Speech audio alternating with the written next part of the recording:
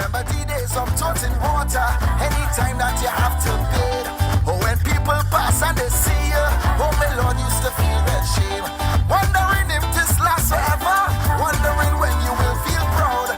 If it's one thing Daddy didn't tell me, there is sunrise after each cloud. I say, even though the road is long, no matter what come, I know I'm gonna make it. Hey, oh Lord, I'm gonna make it. Even though the road is long, no matter what come, I know I'm gonna make it. Hey, yes, I'm gonna make it. Right here, but I catch in the power. Feeling the beat and I catch in the power. Don't know what to do, but I catch in the power. Thank you very much. San Fernando, I have some bad news for you. I understand that our broadcast outside of this room is very poor, our streaming is very bad, and I don't know how come.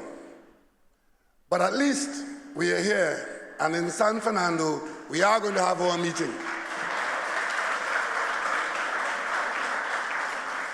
But I'm not surprised.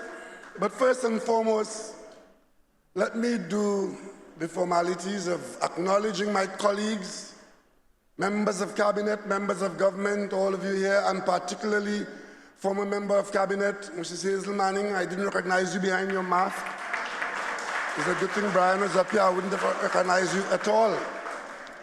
And I would like tonight to take this very special opportunity where we are gathered in a hall like we haven't gathered for 2 years, to acknowledge the arrival into our team in the Parliament, Senator Reggie Amor, our new Attorney General,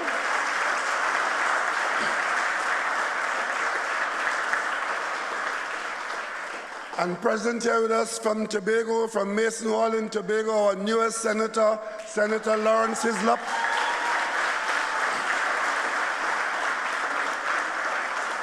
And I'm sure he's somewhere at home following us, our new leader in the Senate, replacing Senator Clarence Rambrat. We have Senator Amory Brown now leading us in the Senate.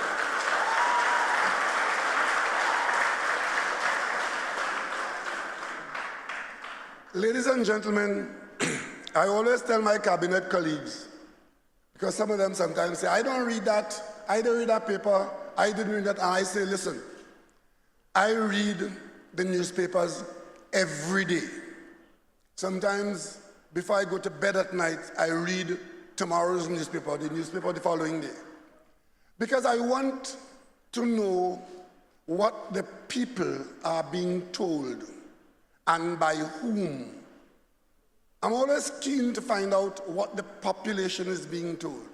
Because then I would know what I would have to say to the population.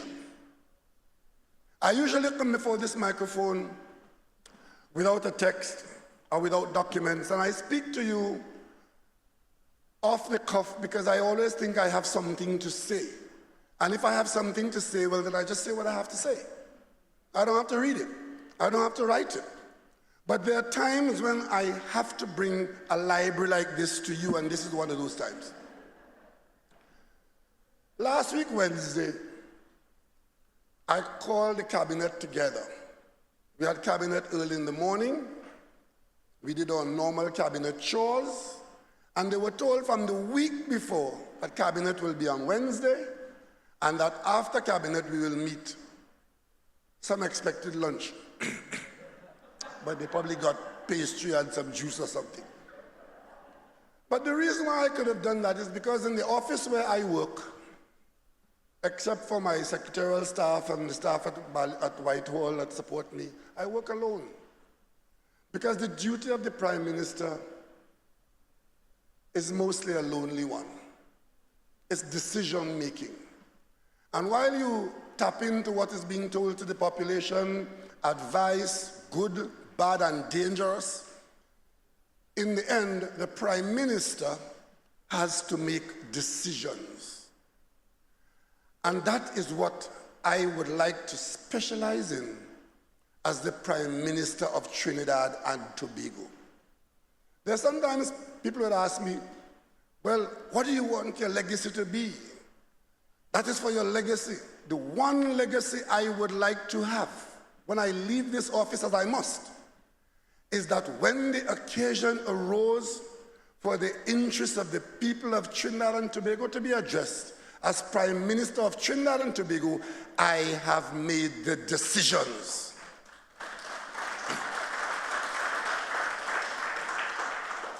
Because I genuinely believe that is why I have been hired as leader of a government, to make decisions, to treat with the issues in front of us. And having said that, this is a good time for me to say to you, the people of Trinidad and Tobago, those of you who are reading the papers over the weekend, forget all this stupidness you read in the papers on the weekend.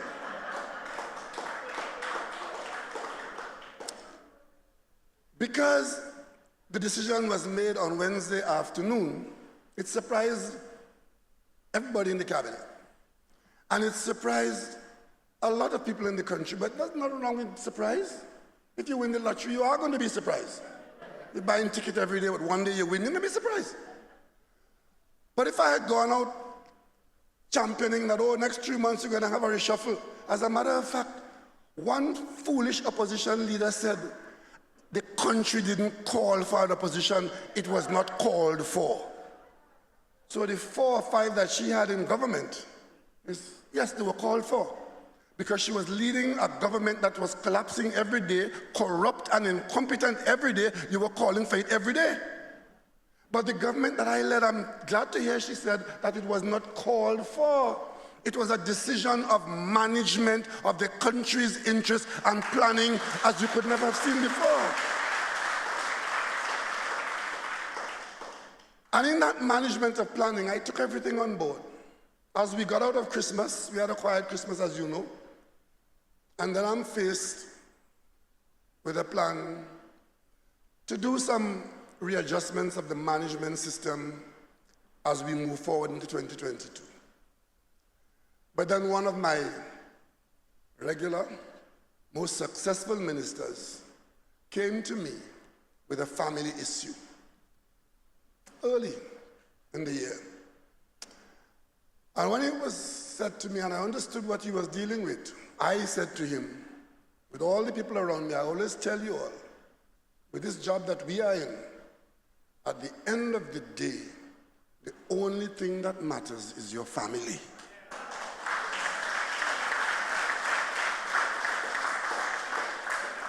And if you require to adjust your contribution schedule to the people of Trinidad and Tobago for your family, then you have my fullest support.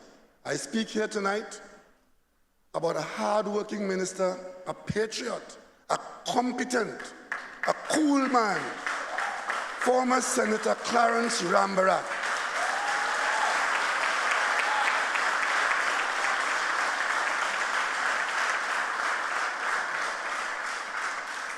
When I realized, having been told what he was dealing with, that he would be leaving the cabinet, I realized that that was a blow to the administration of Trinidad and Tobago. But family calls, and your family comes first, as mine does. Senator Rambarat, I thank you for a job well done.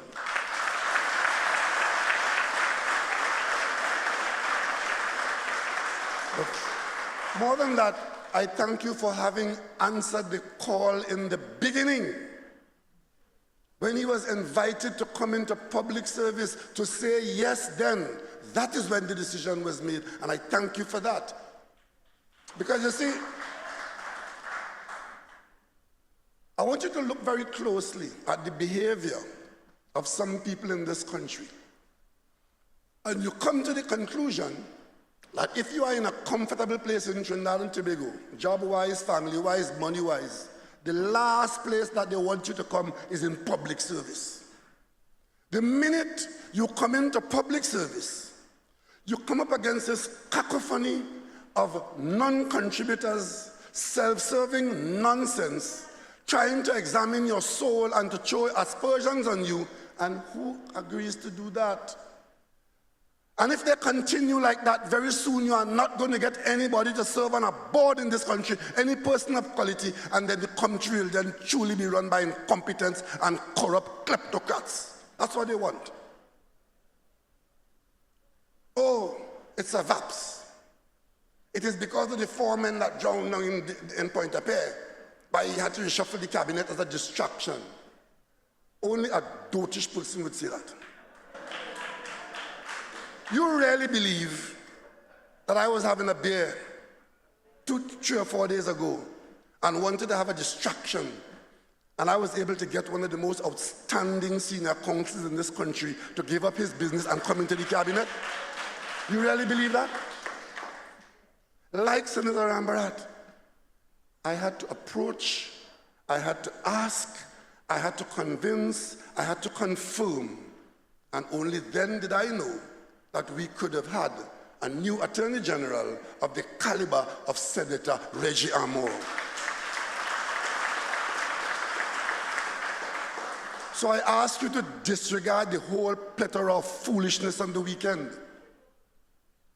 Absolute dotishness. Oh, as a matter of fact, there was one very offensive analysis done by a former colleague of mine of a P&M cabinet.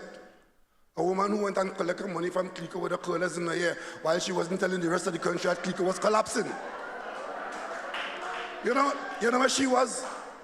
She was on media telling the country that the reason is because of some minister who was involved in some $1 million land transaction that Rambarat found out and didn't get support from the Prime Minister, and instead of acting against the minister, Rambarat gets removed, and it's going to come out in the end. Absolute rubbish. Absolute rubbish. The only reason why Senator Rambarat is not in the government of Trinidad and Tobago today, it is because I stand with him and he stands with his family. That's the only reason. And I tell them all, he hasn't gone very far, because he still has time for Trinidad and Tobago, and he still has time for the government of Trinidad and Tobago. He hasn't gone very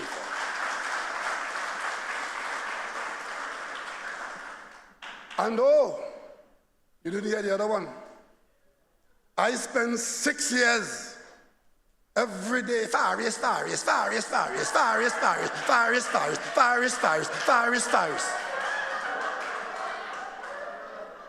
And I make a prime ministerial decision to adjust the cabinet, to put Faris Al-Rawi where he is best served at this time. And guess who crying the longest tears for Faris? And Faris was demoted and they're crying. And Faris was humiliated and they're crying. Well, you take all talk from them, so what happened to you? So that was the pile of foolishness. But I listened very carefully from all the commentators. You know, the go-to people. I don't know, but. You don't know, but the but is half an hour of commentary. Half an hour. Embarrassing. I was waiting for one sensible comment from them to say, well, we as a country have been engaged in local government reform for the last decade.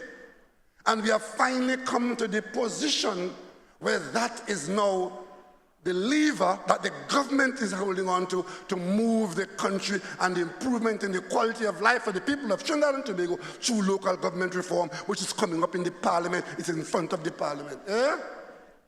Not a line. It's all about trouble in the P&M. Where? Which P&M? This P&M?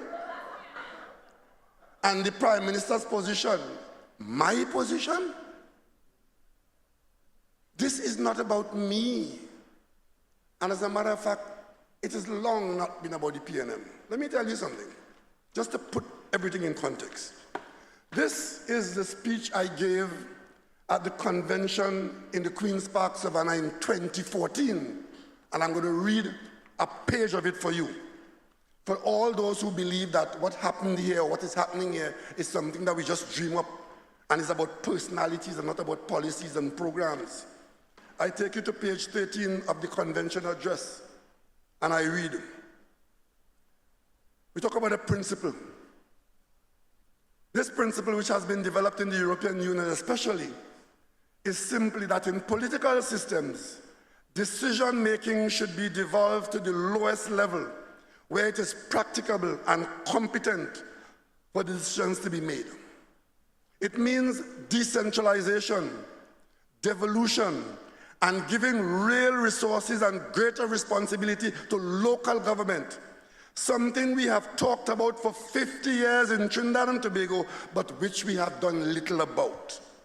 It means now a greater role for municipalities and non-governmental organizations, and it means that institutions like Parliament must be made to play a much greater role through reformed, aggressive oversight for ensuring accountability and transparency and consequences. And I go to another paragraph. We will not, like this UNC government, this is 2014, we will not, like this UNC government, give lip service to principle while its very action betray its true character. But more of that in a later date. That later date is now. This is the convention address of the PNM, where at a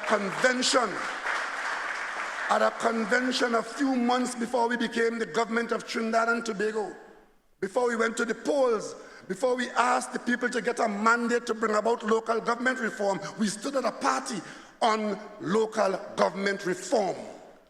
That's where we come from, 2014. And before that, you had the Manning government, where the preparatory work was done. The strategy and the policy was put in place by the Hazel Manning ministry. You all were here when that work was done. And then after that, when we won the election, when we got a mandate at the polls to do it, I appointed Senator Franklin Khan, Minister Franklin Khan, and he went and did the consultation across the country on the foundation that was laid by the work that was done by Mrs. Manning and her ministry. So we were making our way there.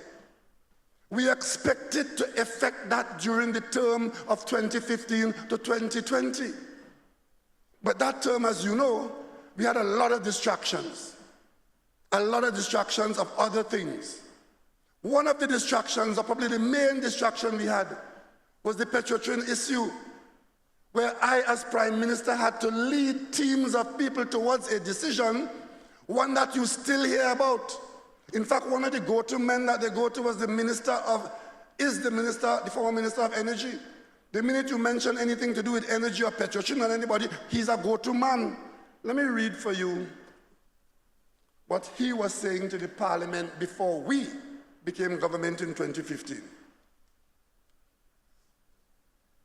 And I'm reading here from the Hansard of the 3rd of December, 2014. The same time I was talking about local government reform at the Queen's Park Savannah as a PNM in the opposition, he was talking as minister in government in the Parliament. This is a copy of the Hansard I'm going to read from now. And the time was in the Senate. Senate met at 11 o'clock that morning. And this is a statement by ministers. Statements are volunteered. You're not called upon to make a statement in the Parliament. The government decides that the population should be told something about an issue, and under the standing orders, you come and you make a statement authorized by the cabinet. This is what the minister then said to the country. I rise to make a statement on the financial position of Petrotrin in light of the low refinery margins over the last 2 years and the recent fall in oil prices and the expected further shrinkage of refinery margins. Petrotrin lost $346 million, which is unaudited in fiscal 2014 and just broke even in 2013. And I hope David Abdullah is listening to this, because he is one person saying that Petrotrin was making a giant profit when we took action against Petrotrin. Here is Minister Ramnarayan of the UNC telling the Parliament Petrotrin lost money, $346 million, and went on to do so. This was due, and listen to this, This loss was due to the refining arm of the company. The upstream side of the company remained profitable in 2014.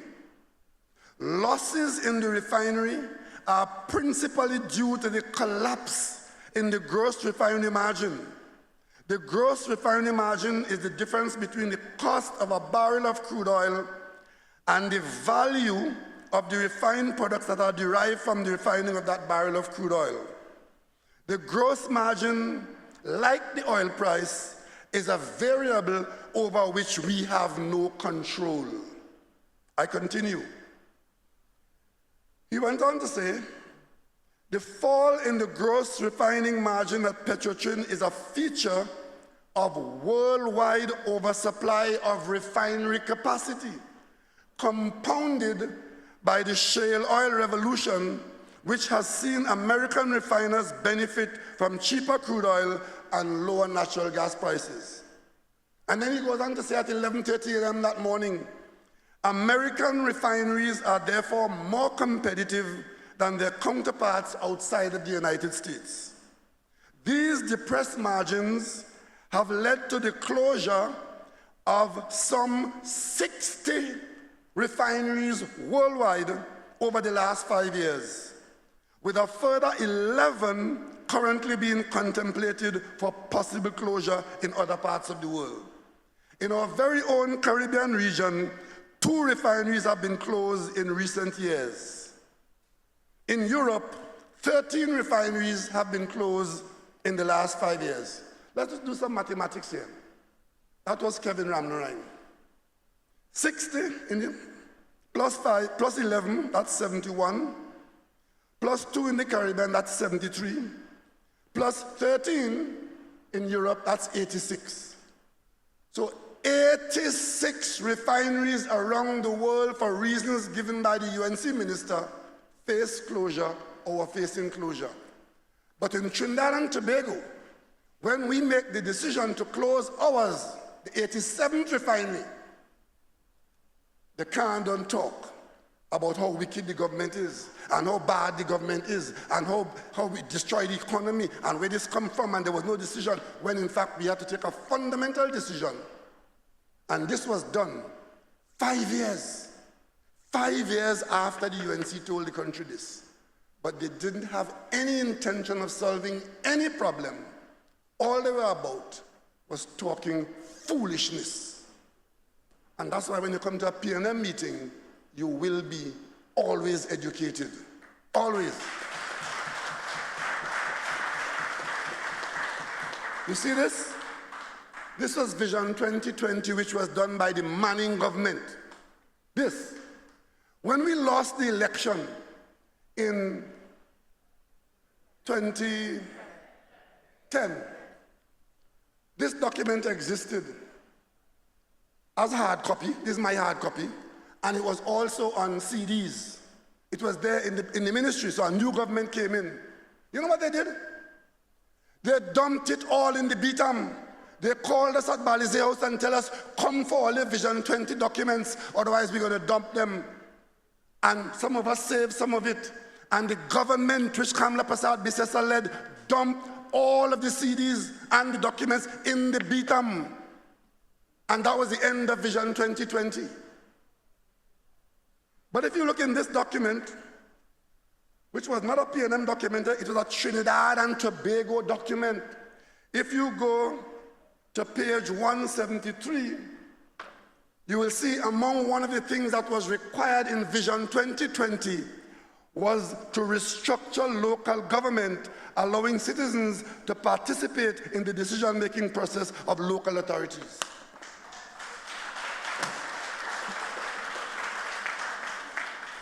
So you see the difference between us and the alternative. Way back in the formulation of the Vision 2020, there was a commitment by the country to reform local government. Way back at the PNM convention in 2014, on the verge of a general election, there was a commitment by the PNM to reform local government. And of course, when that is done, You're working with this. What is this? This is the report of the Joint Select Committee appointed to consider and report on the miscellaneous provisions Local Government Bill 2020. So this is what is before the Parliament. From the PNM Convention, after the foundation, we won the election, and of course, we proceed to the Parliament, and the Joint Select Committee of the Parliament, after Faris Al-Rawi and his team drafted the legislation that was brought to the Parliament. We could have passed it right then and there, but because it was such a fundamental document and we wanted to have more and more buy-in and understanding of it, it was sent to a Joint Select Committee. Let me tell you who the Joint Select Committee was. Clarence Rambarat, elected chairman of the committee. Camille Robinson Regis, Lisa Morris Julian, Esmond Ford, Keith Scotland, and Kazim Hossein of the PNM. That was the PNM group. The opposition had Khadija Amin, Vandana Mohit, and Anil Roberts. And the independents had Paul Richards and Diorup Timul. Joint Select Committee of the Parliament, government, opposition, and independents to deal with the legislation that was brought to the Parliament to carry out the mandate. Twice we had a mandate to do that, you know. We had it in 2015, and we got the mandate renewed in 2020. So, an electronic copy of this report can be found on the Parliament website. These are all the details of what went on there. So, the committee met in 2020. It worked through 2021. 2022, we are taking action.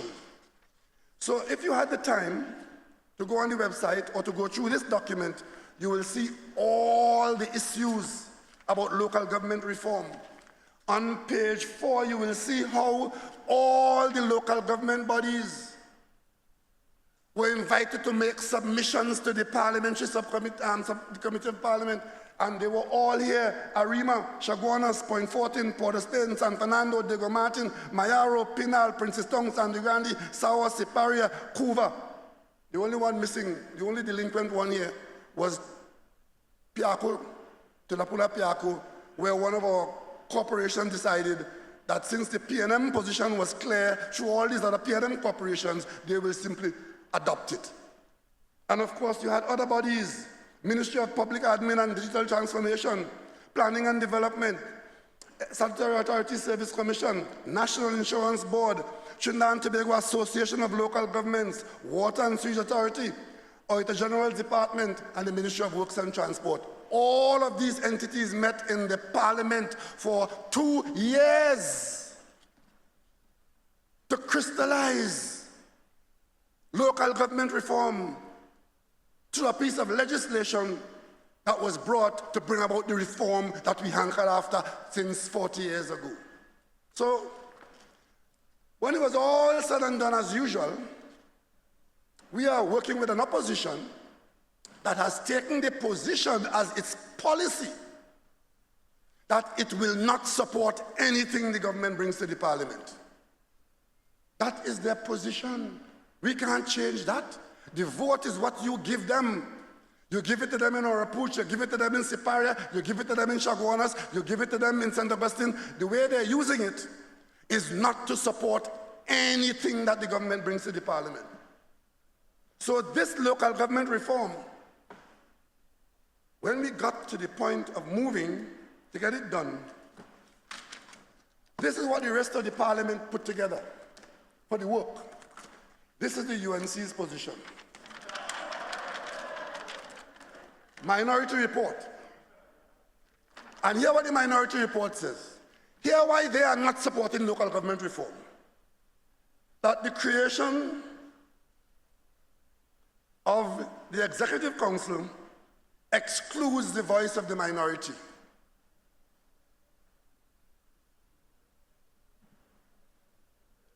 What is that? whoever is elected as the majority, you are the executive council. Whoever was not elected, you are the minority. Go and ask Farley in Tobago. He has 14. Kelvin has 1. Whoever is not elected into the majority to form the executive council, what is left is the minority. But the UNC wants some reason not to support the legislation. So the number one reason is that the creation of the executive council in local government excludes the minority. You know what I'm saying? That the government of Trinidad and Tobago, which I lead, excludes the UNC. So they're not going to come to the parliament. That's what this is saying. Second reason, the opposition disagrees with property tax. Well, I disagree with drinking castor oil. But what does that have to do with local government reform as a matter? It might be very good for you. It's a medicine. It might not taste very well, but we do drink it. It works. So they have found to not support property tax somehow makes the case of not supporting local government reform. Although local government reform existed in this country as an argument and an issue for something to be done long before property tax came on the table as an issue. Long before. Now, third one, there are no provisions for equity in population, geographic size, and allocation of resources to each municipality. Lie. You can't expect that Port of Spain or Chaguanas, being what they are, or San Fernando, will be the same thing as Toco Sandy Grande or Mayaro. They're different in geography, in population, and with respect to allocation of resources, the central government will take that into account when it tops up whatever is going to local government. Why are they telling this lie? Because they want a reason not to support it. And then it goes on to make the claim that the bill reduces the protection of workers by recognized majority unions. That is not true. Workers in these corporations with the executive council will still have their rights to have union representation fully under the law. Are you saying that because Tobago have an executive council, that the workers in the Tobago House of Assembly have lost their rights to union representation? Or it is reduced? Is that what you're saying? And then, of course, this is the pièce de résistance. It says, not enough consultation. Not enough consultation? 20 years? 4 ministers? So, what was done in the Manning time with the Hazel Manning work, with that ministry where it focused on local government reform? What was done under Frankie Khan, where they consulted across the country? What was done by other people all the years? All of a sudden, the UNC want more consultation. And those are the reasons why the UNC will not support local government reform. It is left for the country. It is left for the country to stop focusing on foolishness and annoying people and focus on facts and on the situation in front of us.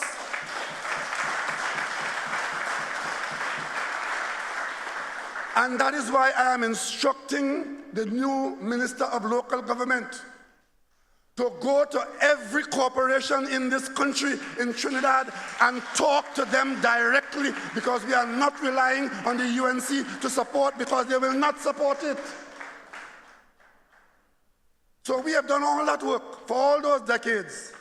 And these 3 people signing on the back here, 3 of them will put an end to it. Khadija Amin, Vandana Mohit, and Annie Roberts. They don't agree. They don't agree so local government must not be reformed in this country. You see, the approach of the UNC is to keep the country in a state of turmoil all the time. Never must there be a day when the sun should shine and you'll get up and say, what a wonderful day it is. Never must you be in a mood to say, well, my country is doing well, and I feel good about it, even though we have challenges and we may have pain. No, every single day is something to upset you. And when it is not there in the natural scheme of things, they lie about it or they try to fabricate it. Look at what happened this week. The whole country is happy, except our friends in the political opposition, with the appointment of Reginald Amo, and everybody's asking, how did you manage to get such a lawyer to come in? That's what they're asking. As soon as he reached the parliament, Wade Mark, I have a document here. I want to know if it belongs to Dominica. Because we want to know if it's favorite to America. And Reggie Amo cannot be able to. And you know what is annoying about that? While Wade Mark is carrying on that performance, Wade Mark and the UNC know that there's no issue about Reggie Amo's status as a citizen of Trinidad and Tobago. You know why they know? Because the issue was raised before with them. They know when Mrs. Passad Bissessa authorized Wade Mark to go and make an issue of Reggie Amo's position, she knew there was no issue. Senior Council, SC, forget the AMP. You know why they knew? Because when they came into government, as the newbies that they were, the issue arose about Arnold Roberts not even having a passport. Didn't even have a Trinidad and Tobago passport. But the law is very clear, and under the Gypsy and Shaitan argument that went before, this issue was in front of this country. Can somebody be qualified to be in the parliament if they swear an allegiance to another country? The answer is no, you can't. If you, as an adult or a person of majority age, go to another country and take on their citizenship, to do so you have to swear allegiance to that country, and if you do that, you are disqualified from going to the parliament in Trinidad and Tobago. You could still be a Trinidad and Tobago citizen, you could have dual citizenship, but by that act alone, other things you can do, but going into the parliament you can't. But if on the other hand, you did not voluntarily do it, and you obtain that citizenship by birth, for example, we have foreign officers all over the world. If one of them, congratulations, if any one of them has a child while they're out there in South Africa, in Brussels, that child would automatically be able to access that country's citizenship. But the child did not ask for it. You were born there. And in those circumstances, where you got it by virtue of involuntary action, it does not disqualify you from being in the Parliament of Trinidad and Tobago. They know that because their own people had the same position. It came up and they got the same answer. So why are they going to come and try to give the impression that there was something, and then right on target, one of the I don't know buts. The Prime Minister should have checked that before. And of course the Prime Minister would have checked that. But because I wasn't beating a Juve band down Woodford Square, you tell me I don't know what's going on? I mean, and that is the kind of thing that they do every single day. The latest one is that she's going to take all the laws to court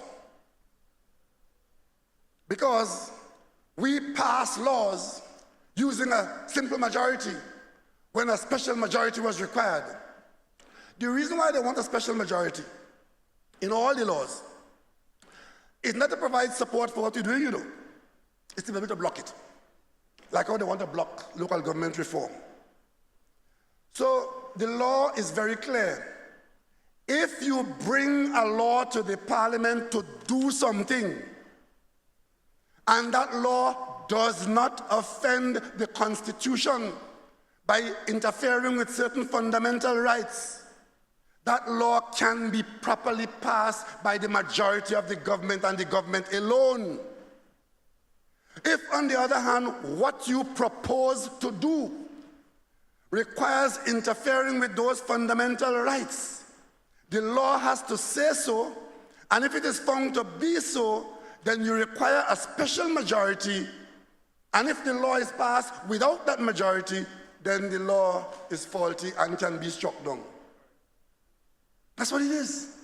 So if we try to do something, say to put 1,000 people in this room, and that is against the Constitution, and the opposition will not support it to give us the special majority, and we then say, you know what, we're going to put 80 people in the room, and the law allows 80 to be put without offending the Constitution, what do you need a special majority for?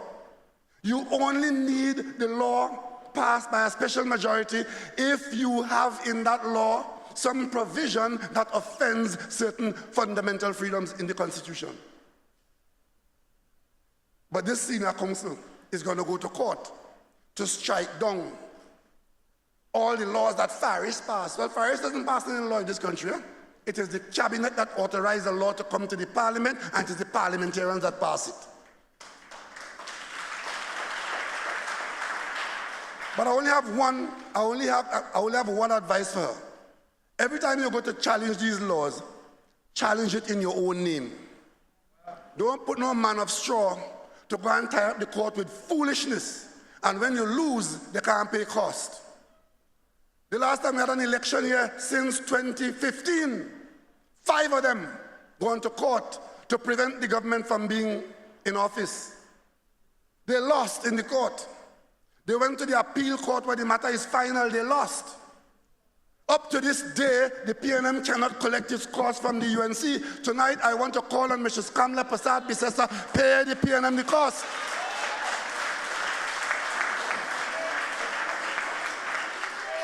And of course, they will tell you, the court is the court is the court. What kind of legal system do we have in this country where a matter could go to court and summarily concluded, and year after year after year after year, a simple matter like the cost that applies to a matter cannot be concluded, and while you're not paying that, you lost in the lower court and the appeal court, you come talking about going to court to challenge law that was properly passed in Trinidad and Tobago? Because they believe the courthouse is the next place of politics. When you can't do it in the street, when you can't do it at the polls, you try and do it in the courthouse. We are waiting for you in the courthouse. We are waiting for you in the courthouse. Bring it there in your own name or in the name of somebody who could pay the cost. But this one is the greatest. Did you all see this? Criminal charges should be laid against the Prime Minister. She's looking for company. Looking for company now, you know? You know why the opposition leader is calling for criminal charges to be laid against me as Prime Minister, where it gets a headline in the newspapers?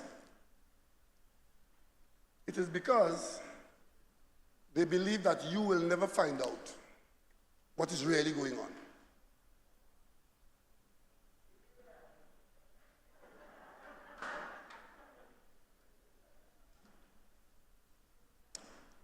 The former Commissioner of Police, who apparently will join us very soon openly in the political arena, made a statement that I, as Prime Minister, gave him $35 million to pursue UNC MPs. That is the Commissioner of Police of recent vintage making that statement. As soon as he made that statement, a former Prime Minister is calling for me as Prime Minister to be charged for doing that. Well, let me tell you all something for a start. I have been Prime Minister of this country. This is going to be my 7th year. I personally have never spent $1 of taxpayers' money. Not even $1. Never wrote a check. I can't instruct nobody to write one. Every dollar spent by the government of Trinidad and Tobago, there's a procedure through a cabinet, through a ministry, through a permanent secretary, through a CEO, something like that. So when the police commissioner says that I gave him $35 million, there are two things wrong with that. One, I can't give him no money. And two, it is not $35 million he got, that the police got to pursue white-collar crime. White-collar crime. And let me take you into the facts of that situation. Because you see, we in this government have been behaving very well, watching the wheels turn slowly or even not at all. And it is because we have not been saying what has been going on enough that you can have people trying to take advantage of the silence. Tonight, I want to take you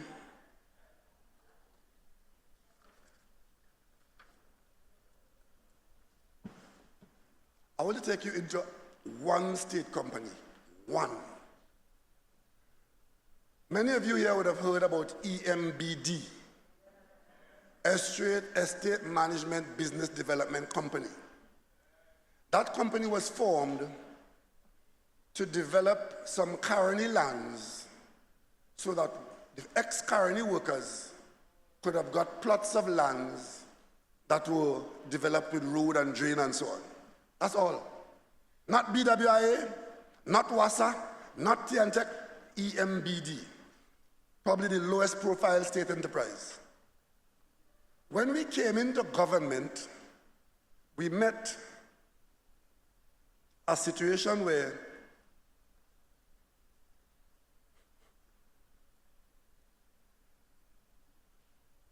certain selected contractors had in their possession fraudulent certified claims for humongous sums of money.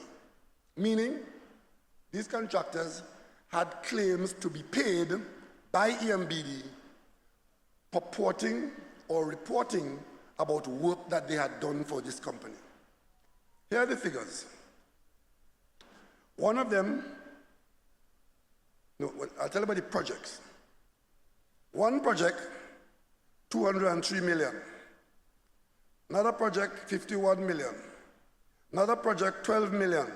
Another project, 5 million. Another project, group of projects, 226 million.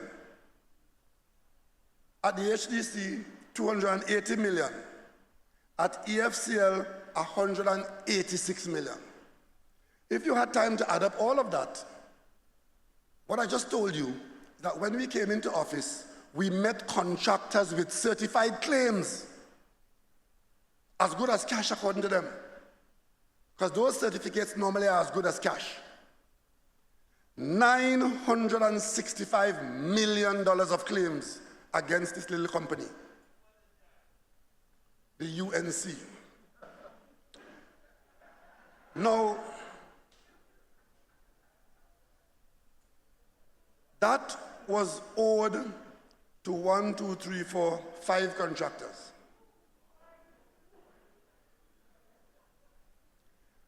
And as we investigated this matter, you see this? This is a flow chart that starts at the top. How much is owed, who it is owed to, who they paid to, and you come down here. And by the time it got down through 2 bags in the middle, you will see filtering going down. And one of the filtration layers threw up a fella called Shem Baldio Singh. It's the only name I will call tonight. You all know Shem Baldio Singh. You may not. He was the advisor to the Prime Minister of Trinidad and Tobago in the Prime Minister office. Soon after he was brought here, for favors done or not done, he became the senior advisor in the Prime Minister office. But he is here receiving from contractors in this billion-dollar largesse $904,000 inside the office of the Prime Minister. Inside the office of the Prime Minister. But of course, by the time we were done with this, and by the time it got to the cabinet, let me explain to you what you, not me, not the government, what you were facing. And this is from EMBD. As of March 22nd, 2022, the EMBD continues to manage its litigation portfolio prudently because all of these claims heading for the court because it's money owed. And if you don't pay it the way the contractor wants to pay it, and if the workers in the company collude with the contractor, and you can't defend the company because the documents gone or the workers become witness for the contractor, you end up like EFCL, where the contractor wins the claim and garnishes the company. But this didn't happen at EMBD. EMBD handled it differently. 13 construction litigation matters and construction claims were settled or concluded for $43,800,000. Listen to that. They concluded 13 matters and paid in that conclusion $43.8 million. You know how much the claim was that eventually was settled for $43 million? The claim was $593 million more. So had EMBD not fought this matter through strong legal fight, you, the taxpayer, would have had to pay those claims, those fraudulently certified claims of $593 million more.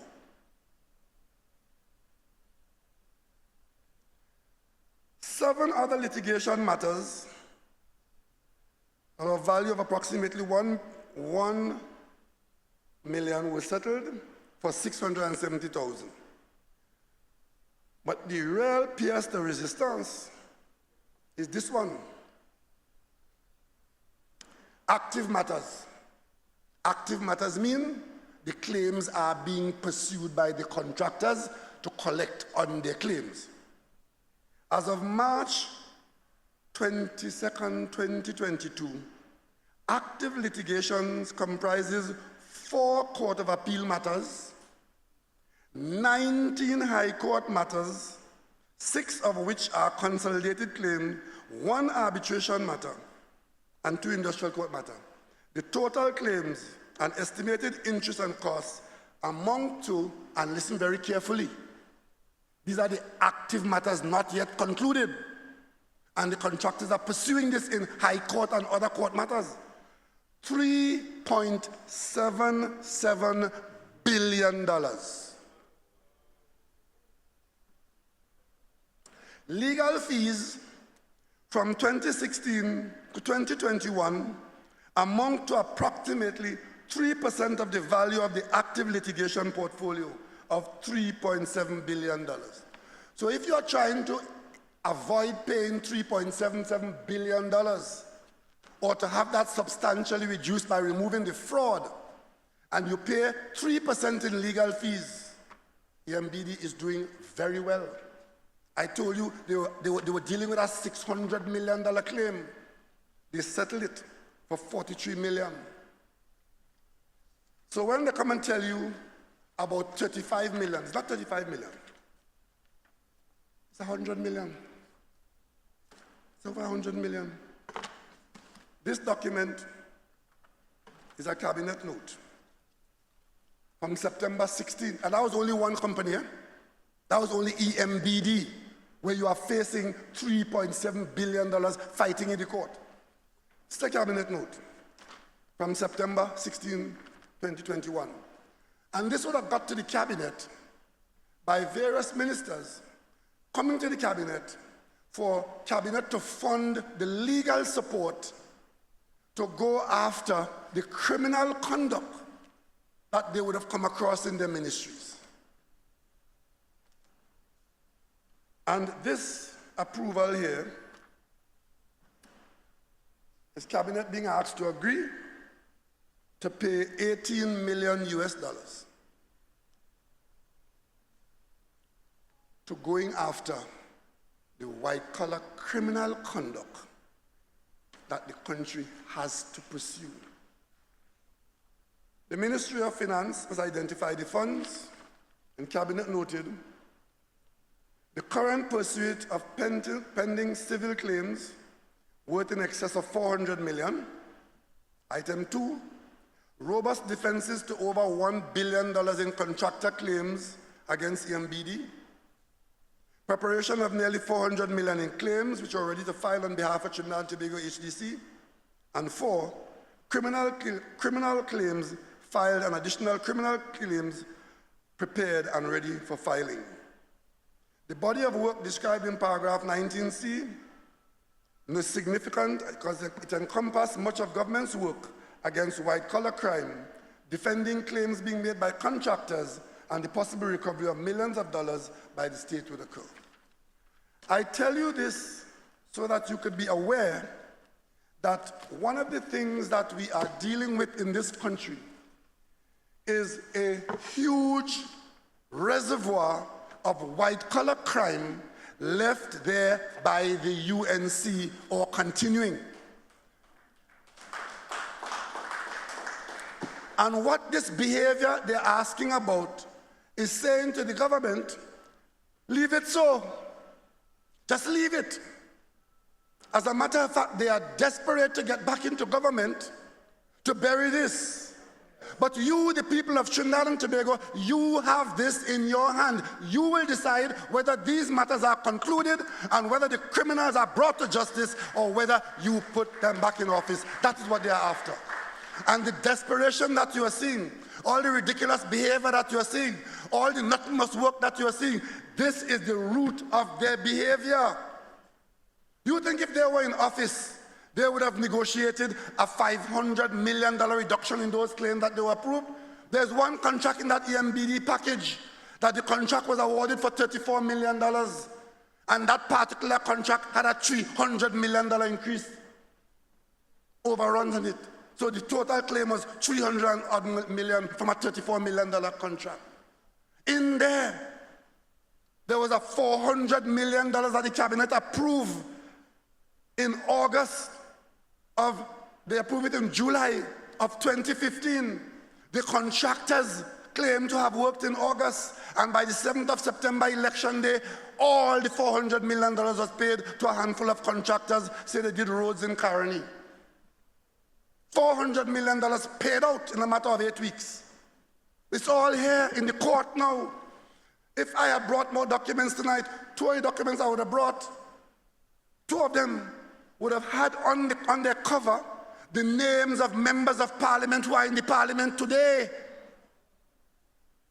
who served as ministers in this country, who you would not believe these are the wretches whose name are on those documents, but they're outside there in the parliament.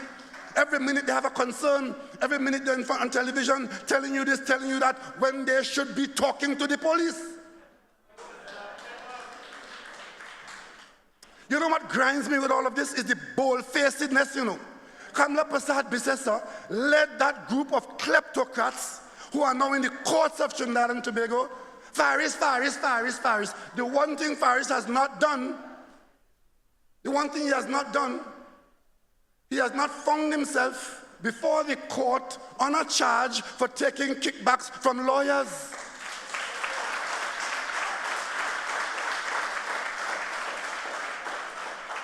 When lawyers made claims, even after they've been removed from office, he is not home saying, I have letterhead from the AG office and I could sign so you can collect your money still.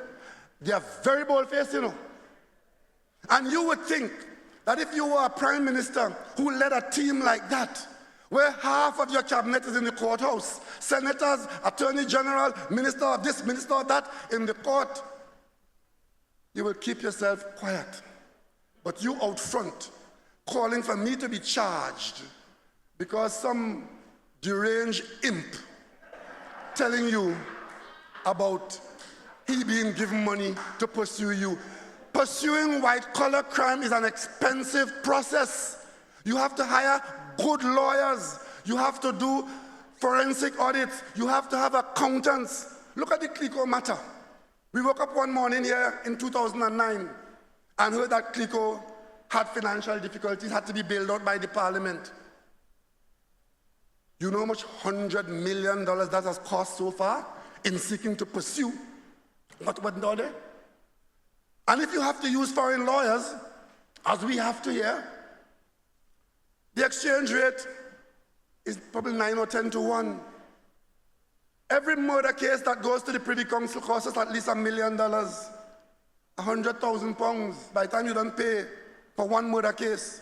But what the UNC is saying to us, because pursuing white-collar crime is expensive, they are to be left alone.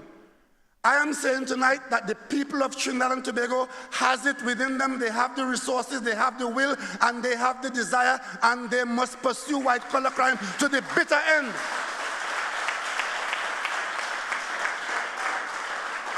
So don't come to me quoting how much the lawyers were paid. If you want to talk to lawyers with me, talk to the lawyer Vincent Nelson, who came to the court of Trinidad and Tobago, turned state witness, got convicted, and was fined $2 million for a crime that was committed in the Attorney General's office. Talk about that. And every time you hear them talking about Pharisees and Pharisees, that what they're trying to do is to undermine the litigation that is taking place or the investigations taking place or to drive the government away from what we are doing. We shall not be moved.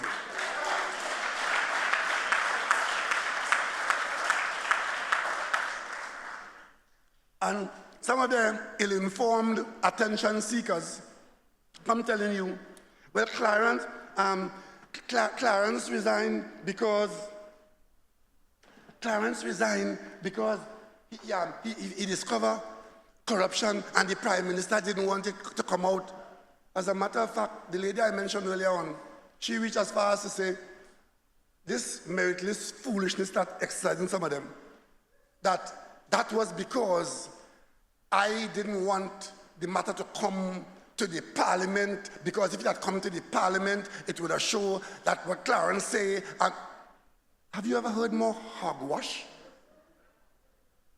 But the cabinet will tell you, contrary to that nonsense, that I have been saying to the cabinet on an ongoing basis, that there's a multi-billion-dollar fraud in clear and present view in Trinidad and Tobago, and it has to do with land, especially state land.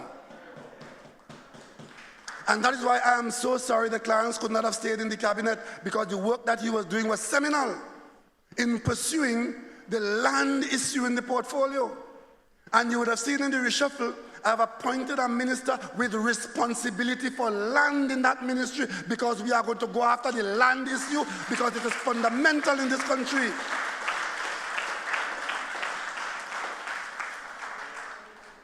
You see this document? This document is Ministry of Agriculture, Land and Fisheries, dated 31st of January 2021. So it has nothing to do with any reshuffle or Clarence leaving. It has to do with Clarence's work and the support of the cabinet and the support of the Prime Minister. This document is the report of the Multidisciplinary Committee on Single Point Authority for the Management and Administration of State Lands. What this document has done, it has put together the best talent available to determine what should be done to replace what exists now as the management of state land. And this document has in it a series of recommendations. Let me just mention a few. It says that the damage has already been suffered in lost time and lost assets in the context of a bureaucracy that is incomprehensible by stakeholders. Stakeholders, they mean the people of Trinidad and Tobago across the board. It says it is devoid of public service strictures and archaic procedures, talking about what exists now. And for this reason, this multidisciplinary committee advocates that the government should take steps to, 1, establish a common IT platform with a common identifier from which the state enterprises, state agencies, statutory and in some cases state land clients can operate. 2, modernize the State Land Act. 3, redesign the Ministry of Agriculture and Fisheries Land and Management Division to expand the capacity of the Office of the Commissioner of State Land with resources, improved professional persons, and state-of-the-art IC and ICT, GIS technology. And the restructured Office of the Commissioner of State Land would become a single point authority for the overarching administration and management of state land with a national inventory for management. Expand the mandate of the Commissioner of State Land. And it goes on and on in these recommendations. So we have this now as a blueprint of what to be done in response to the scandal that exists now as the management or mismanagement of state land. I could tell you, the minister reported to me on an ongoing basis of his findings in that ministry, in many instances involving criminal conduct on the part of very senior public officials. And contrary to the foolishness you saw written this weekend by uninformed people, the Prime Minister ain't covering up nothing. Because every time he comes to me and I see what he said to me, I tell him, take it to the police. And the police has very many instances where matters have been brought to them about land corruption in Trinidad and Tobago. And there are public officials with questions to answer. Very senior public officials. You'd have heard former Senator Clarence Rambra speak about that the other day. He wasn't speaking about any parting shot. He was talking about the work he had to leave behind because that was fundamental work attacking the corruption that exists across the board in the land issue of Trinidad and Tobago. All over there are people taking liberties with the documents, who not tearing out pages, false deed. I mean, the thing is just so scandalous, and it has far-reaching economic drawdowns, you know. A few people making themselves rich, and the whole country is oblivious to the fact that the wealth of this country is in the land in Trinidad and Tobago and the management of those lands. That's where the wealth is. So we are not here talking about reshuffle. We are talking about putting in place the management system to deal with these fundamental issues. And that is why the Attorney General, who's a member of Parliament, a politician from San Fernando, who drafted the legislation for local government, that is very closely linked to the land management issue. He has been given the responsibility now to begin to roll this out and to make it more operational. So from today was your first day? Yesterday? Good. You will see what you did not expect to see. But the reason why you're seeing it now is because the planning has been done and the legislation is before the Parliament. We are going to the Parliament tomorrow morning at 10 o'clock, and the leader of the government's team that led the committee, Mrs. Camille Robinson-Regis, who replaced Clarence Rambra, will be introducing that bill in the Parliament, the work of the committee of the Parliament.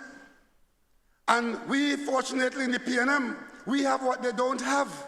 We have Minister Kazim Hussain, who was a local government. He was the first minister appointed as Minister for Rural Development in this country's history, because we were there all the time. Because we were on this issue from day one with the mandate we got, I was able from day one to appoint a Minister of Rural Development and Local Government. That minister is now the Minister of Agriculture, where land is a fundamental input. So when I move the Attorney General to this, it doesn't signal any demotion, it signals a seriousness that we are going to get it done now.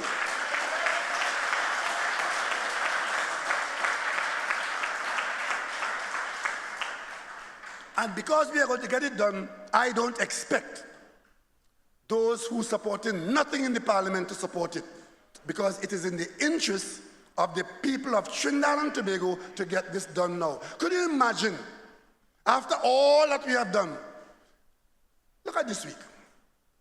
I'm watching television. Big, long, 10-minute program, because Sandy Grande Corporation can't cut the grass on a playing field. That is what sums up local government. They can't take part in sport in Sandy Grande. The youngsters in Sandy Grande can't get to play properly in the various leagues because the no authority in Sandy Grande takes on the responsibility or have the resources, they say, to cut the grass. Well, grass grows. You have to keep cutting grass. There's one in Pinal. He was making news for a week. He has no diesel to put in his trucks to go out and service the Burgesses. Never mind that he was playing politics because he was told by the Ministry of Finance, you have 1.4 million there for services, buy the $75,000 in diesel from that. He said, no, that's his right. They control the corporation. I will not buy the diesel with that money. I will shut the vehicles down and I will go on television and attack the minister and the prime minister. So if you have a local government system, and let me ask you all here as I'm going to ask them in the parliament eventually, between the last local government election and the one that is coming up at the end of this year, what has changed in local government in this country? Tell me. So they're calling for local government election again. So the local government is about local government election. That's what they're about. Not local government about servicing people, evolving to a standard where you can provide support and bring changes and improvement in the quality of life. Just have an election. Provide stipends to a handful of people. And of course, you know how they see it? I didn't even know that. As far as they're concerned, local government is about cockroach and rat and mosquito. Well, in the PNM, we see more than that. We see local government as bringing down authority and responsibility and service right to your doorstep. Bring it to your doorstep, because the bulk of what you need where you live are local government issues. You come and tell me little side roads in my own constituency. I represent a constituency. If I want a road paved in my constituency, I have to make the request to the Ministry of Works and Transport, because local government has no resources and they have no structure, no delivery mechanism to go and build or fix a road. That is no standard. All the MPs will tell you that. You ask them to fix a pothole, they tell you we have no resources. You have an infestation of rats, they have no resources. All they have apparently is workers on a payroll. That's all. We are saying we're going to change that. We are going to change that. We are going to put executive authority in all 14 corporations.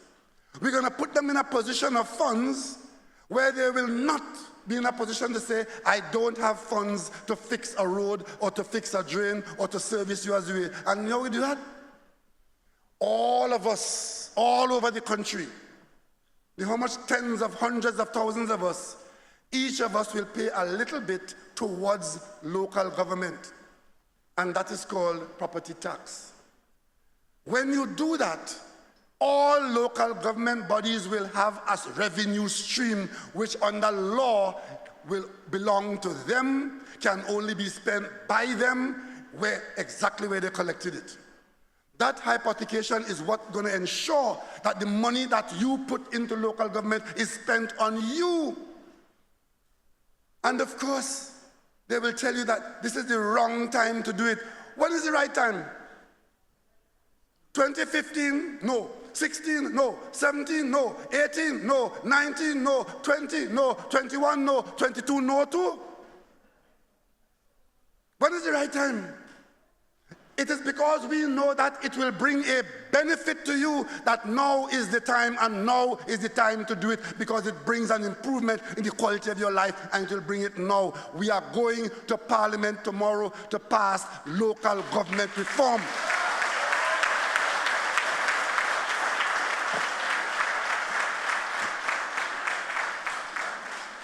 Sometime in the not too distant future, as part of the evolution of our local government bodies, we are going to add 2 more boroughs.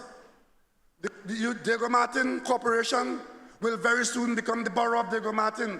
We are in the process of completing the headquarters in West Moorings. And I will invite all of you on that day to join Diego Martin in becoming the newest borough in Trinidad and Tobago. And after that, we're going to do Siparia because the corporation in Siparia has already voted for it. You know, the corporation run by the UNC voted for Siparia to become a borough. When their leader found out that that was going to happen, you know, they're now turning around and saying they don't want to be a borough. That's what they're saying. Having voted for it in a spirit of understanding that they will benefit by having their status lifted, and that we are going to put new management structures in place with the local government reform exercises, all of a sudden, like everything else, we're not agreeing. But Siparia, we know that the majority of people in Siparia want to progress. It has nothing to do with who is your MP. It has to do with who is your government.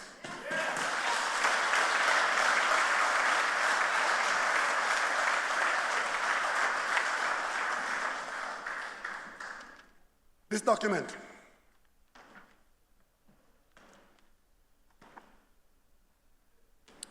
report on audit into the provision of services of registered land surveyors at the Ministry of Agriculture. Another place of issue. Clarence Rambrat's work. Another place where we have serious problems. This document went in, chronicled it, and put it there. It is now before me as Prime Minister, before the Cabinet. And of course, it involves the public service.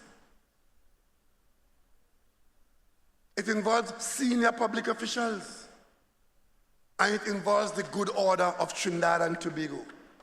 This is the work that Clarence Rambrat was doing in the Ministry of Lands, in the Ministry of Agriculture. So we as a government, we're not dealing with VAPs and Vaikivai. We are systematically addressing the problems of the country, and we will continue so to do. That's what we're doing. So we can stand on the foundation of all of these documents. We can go to the Parliament, having done the work, having drafted legislation, or having made changes with Cabinet authority. We can go to the Parliament because we are, in fact, managing your affairs in a sane and sober way. So, ladies and gentlemen, you don't have to depend on the weekend newspapers to tell you what is going on in the country. What you have to do is to take a serious view of the challenges that we have in Trinidad and Tobago and decide whether or not the government is dealing with those challenges. I don't expect everybody in this country to agree with everything we do. But the one thing I expect by everybody in this country is to be aware of what is being done and the reason for which it is being done. That's what I expect of you.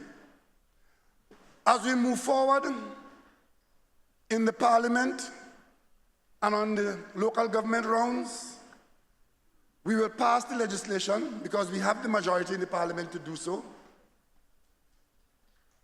And then we will put in place the management structure that the legislation requires to make local government become that thing which we hankered after for decades.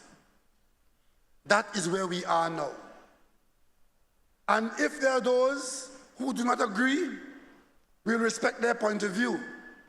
But it is not the minority that determines what happens in this democracy. It is the majority as you respect the position of the minority.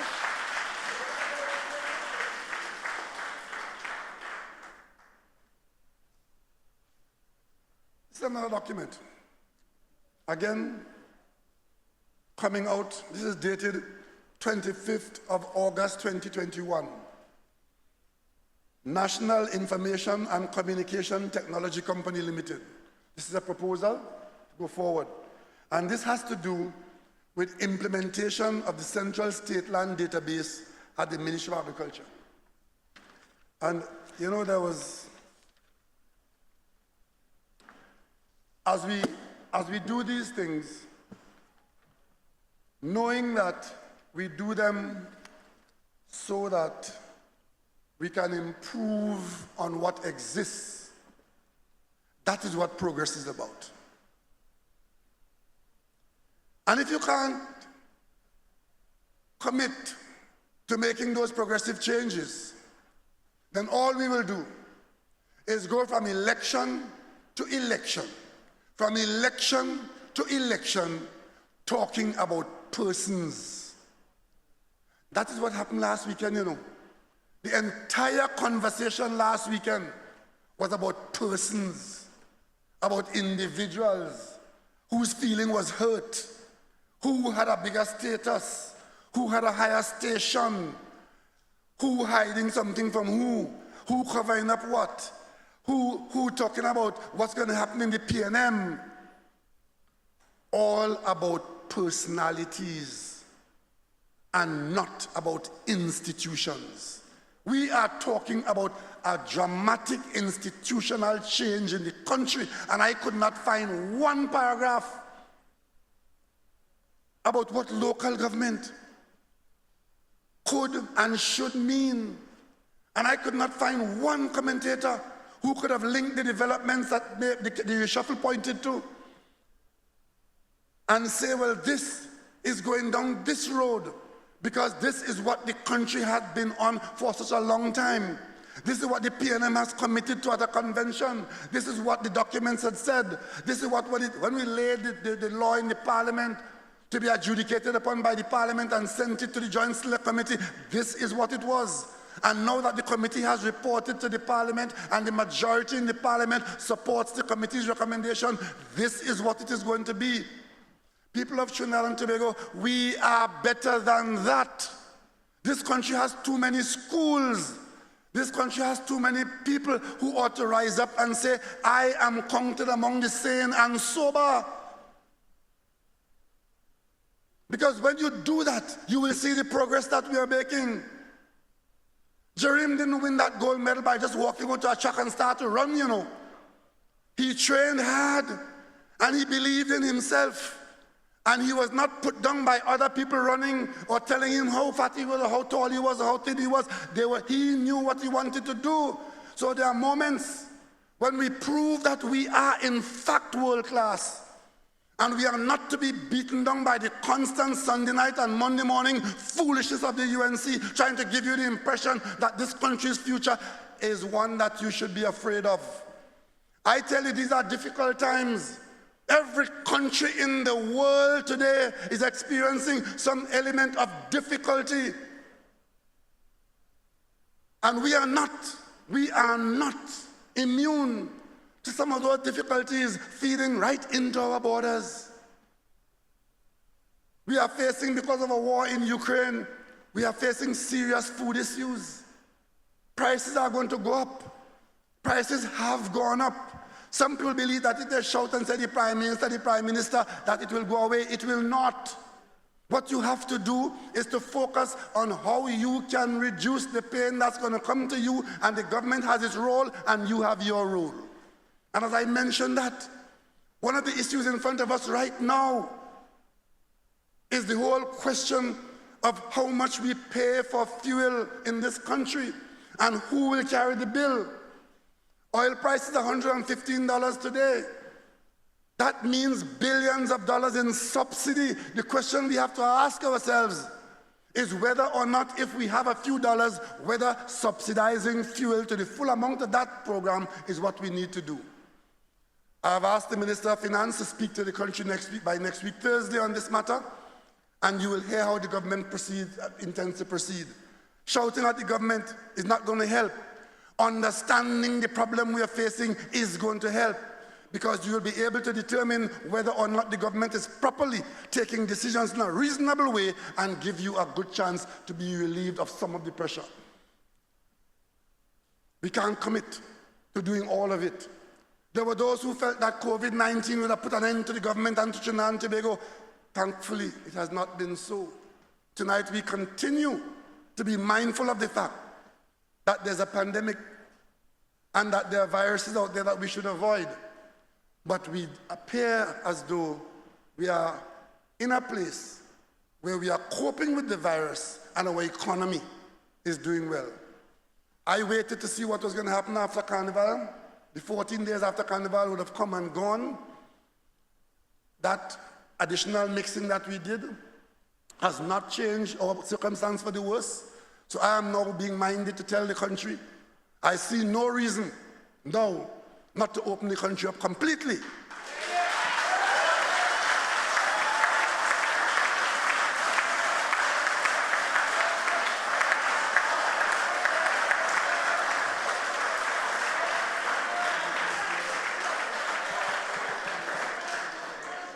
So within the next few days, I would meet with our health team and we will take decisions commensurate with the circumstances in Trinidad and Tobago and compare it with what's happening elsewhere. Because remember, there are 1 or 2 countries right now facing major outbreaks. So we have to be careful, we have to be mindful, but we can be a whole lot more operational. Our economy has come through a very difficult period, but we expect that there will be some growth in our economy. Those who are requiring government assistance will get that assistance. Those who can help themselves will be encouraged so to do, and we will strengthen our position going forward. All I ask of you is to think wisely, behave sensibly, ignore the foolishness, ignore those with cocoa in the sun trying to give you the impression that there will be no rain.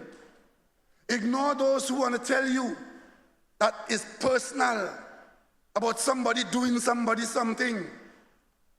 Focus on those who are working for you, starting with yourself. And most importantly, all these things that we had to do a long time ago, as we deal with them one by one, let us be grateful that success has been coming our way. Has been coming our way.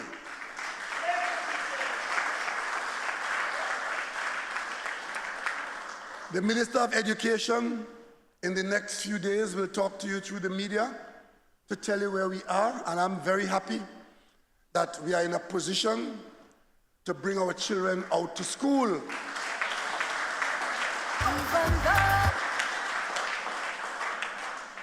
I was in Qatar a few weeks ago, and I was talking to elements of the government there. And they virtually had not closed their schools, They had COVID, but they had taken, the intensity wasn't as great as it was here, because whether you like it or not, in some countries, people follow instructions as they are told. In our country, this is Trinidad. But out there, their children have been in school, and there's very strict instructions to everybody, and people who are following the instructions and trusting in the outcome. We are at the stage now where our children should be coming out to school in April, and we will prepare for that, and we trust that when that happens, I am going to be the first person to exhale when we get back to that situation where our children can go back to school. I find that so painful that they had not been able to go out to school for 2 years. And I ask the country to just continue to be reasonable. So tonight, in this PNM meeting, I hope you all understood what I was trying to tell you. That there's another story in Trinidad and Tobago. And that story is that this country is alive and well, and our future is assured. Thank you and good night. And as we go home, remember, whatever you're hearing, great is the PNM. Great is the PNM. Great is the PNM. And we shall prevail. Even though